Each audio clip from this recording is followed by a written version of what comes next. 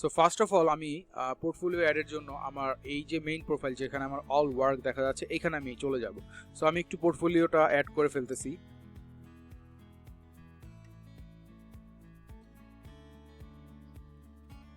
ওকে, so আমি এখন portfolio বাটনে ক্লিক করব। সো পোর্টফোলিও বাটনে ক্লিক করার পর আমাকে এখন বলছে প্রজেক্ট টাইটেল অ্যাড করার জন্য এখানে।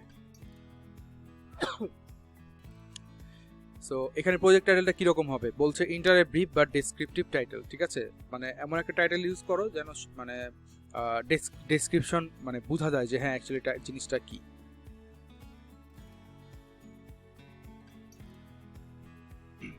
সো আমি এখন যে পোর্টফোলিওটা অ্যাড করব সেটা হচ্ছে আমার এটা হচ্ছে একটা কোম্পানি ব্রোশিউর। সো কোম্পানি ব্রোশিউরটা আমি এখানে অ্যাড করব। তো ধরেন আমি এখানে লিখে দিলাম হচ্ছে কোম্পানি ব্রোশিউর। এটা ব্র্যান্ড আইডেন্টিটি ডিজাইনের মধ্যে পড়েছে এন্ড এটা কত তারিখে আমি ডান করেছি এর জন্য এটা আমাকে দেখতে হবে।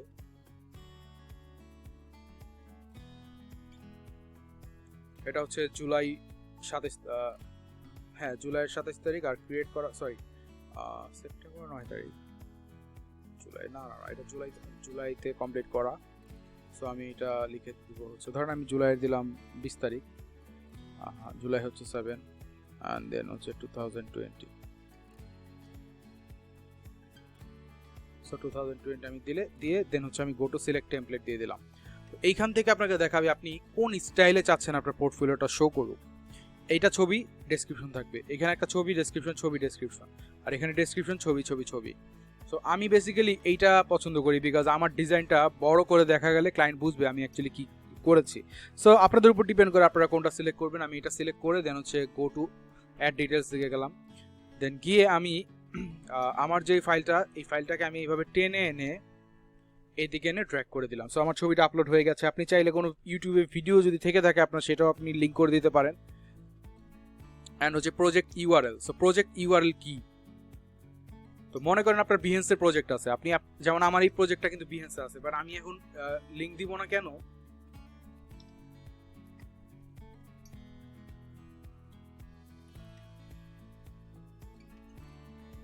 যেমন দেখেন এটা হচ্ছে আমার প্রজেক্টটা। সো আমি এই প্রজেক্টের লিঙ্কটা চাইলে দিতে পারতাম, বাট কেন দিব না? বিকজ এটা আমার নিজের প্রোফাইল, আর আমি যে অ্যাপওয়ার্ক অ্যাকাউন্টটা খুলছি সেটা হচ্ছে আপনাদেরকে দেখানোর জন্য। দ্যাটস আমি এটাকে অ্যাড করব না, এটা আমি আমার প্রোফাইলে অ্যাড করব। সো আপনি চাইলে তখন আপনার বিহেন্সের ইউআরএলটা এখানে দিয়ে দিতে পারেন, বাট এখন যেহেতু আমরা দিচ্ছি না, সো আমরা এখন প্রজেক্ট ডেসক্রিপশন দিব। তো প্রজেক্ট ডেসক্রিপশনটা কি হবে, মানে আপনি এই ডিজাইনটা কেন করেছেন, কার জন্য করেছেন, কি ডিজাইন ছিল, এরকম। তো আমি লিখছি, দেখেন যদি এটা আমার নিজের কনসেপ্ট ছিল, বাট আমি মানে এমনভাবে ডিসক্রাইব করবো যে এটা আমি একটা ক্লায়েন্টের জন্য কাজ করেছি। সো আমি জিনিসটা এইভাবে লিখবো যে I created I designed this company brochure for one of my I designed this company brochure for one of my client. I designed this company brochure for one of my client. তারপর কি, this is 8 pages company brochure. এটা হচ্ছে একটা 8 পেজের company ব্রোশিউর।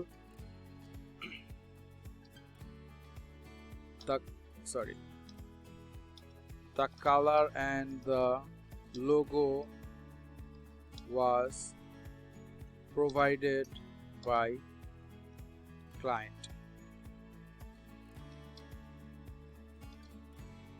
I showed him the brochure, flyer এগুলোর জন্য কিন্তু sketch করা হয় অনেক সময়। So I showed him the template first and he liked that. After confirming the template, I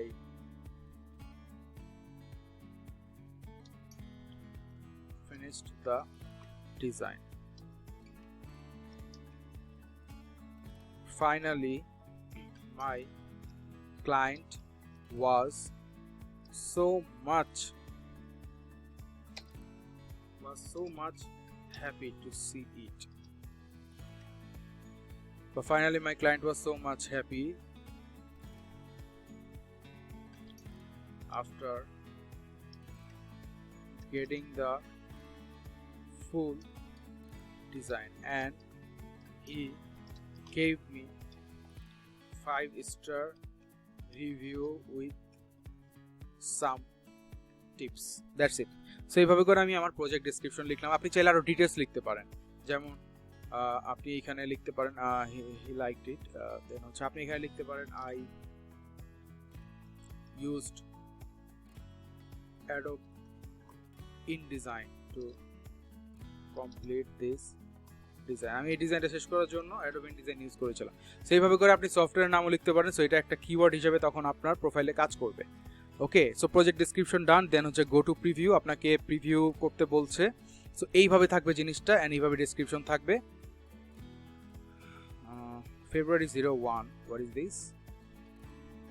so এটা হচ্ছে এখানে,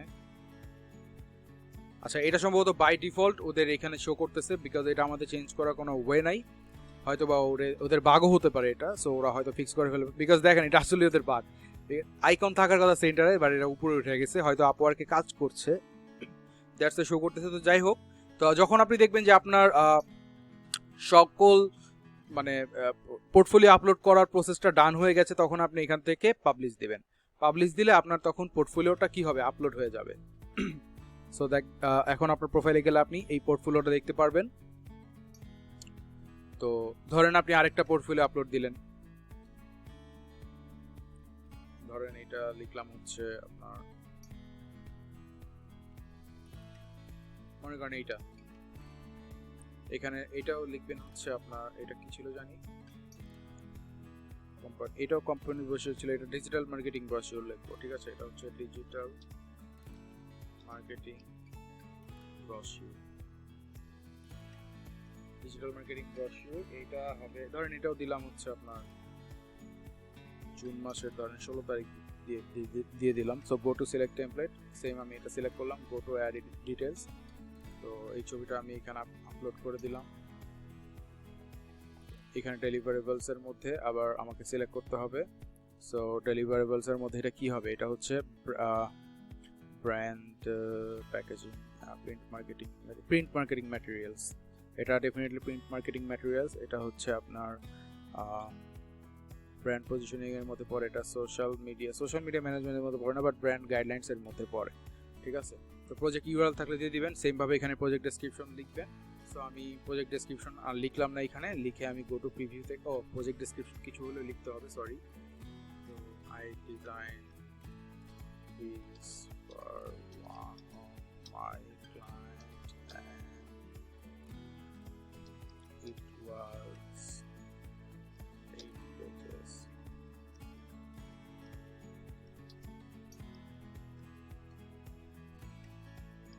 এইভাবে আপনি জাস্ট ডেসক্রিপশন লিখবেন। আমি I use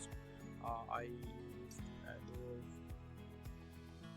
Illustrator and Adobe InDesign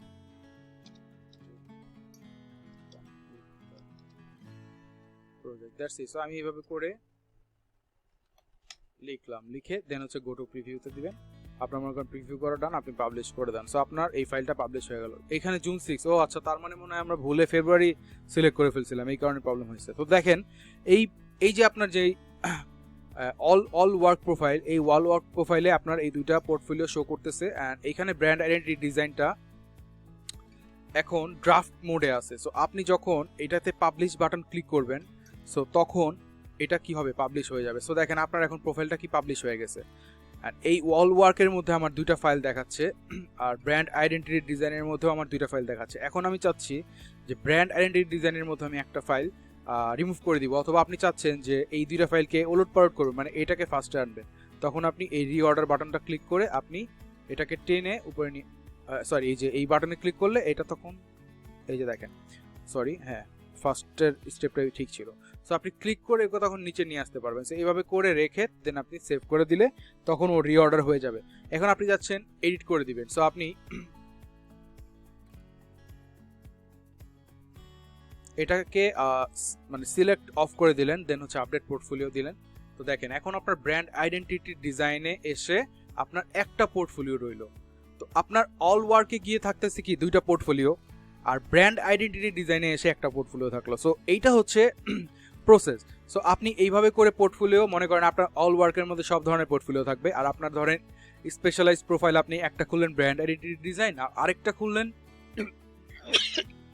sorry ধরেন আপনি ওয়েব ডিজাইন সার্ভিসও প্রোভাইড করেন, আরেকটা খুললেন আপনি ওয়েব ডিজাইন সার্ভিস নিয়ে। তো ওয়েব ডিজাইন সার্ভিসের মধ্যে আপনি তখন শপিফাই, ওয়ার্ডপ্রেস এগুলার টেমপ্লেট দিবেন, ওয়েবসাইটের টেমপ্লেট দিবেন, ওয়েবসাইটের স্ক্রিনশট দিবেন। সো অল ওয়ার্কের মধ্যে আপনি সব রাখতেছেন, অ্যান্ড স্পেশালাইজ প্রোফাইল যেহেতু দুইটা খোলা যাবে, সো একটা ধরেন আপনি ব্র্যান্ড আইডেন্টিটি ডিজাইন দিলেন, আরেকটা অন্য স্কিলের উপর দিলেন, সো ওই স্কিলের মধ্যে আবার তার সেই রিলেটেড পোর্টফোলিও অ্যাড করবেন। সো এইভাবে করে আপনি পোর্টফোলিও অ্যাড করতে পারেন। সো আই থিঙ্ক আপনারা বুঝতে পেরেছেন যে কিভাবে পোর্টফোলিও আপলোড করতে হবে। সো নেক্সট লেসনে আপনাদের সাথে আবারও দেখা হচ্ছে। টিল দেন সবাই ভালো থাকবেন, সুস্থ থাকবেন, আর সুন্দর করে পোর্টফোলিও একদম প্রফেশনাল ওয়েতে আপলোড করবেন। ওকে, সো গুড বাই এভরিওয়ান।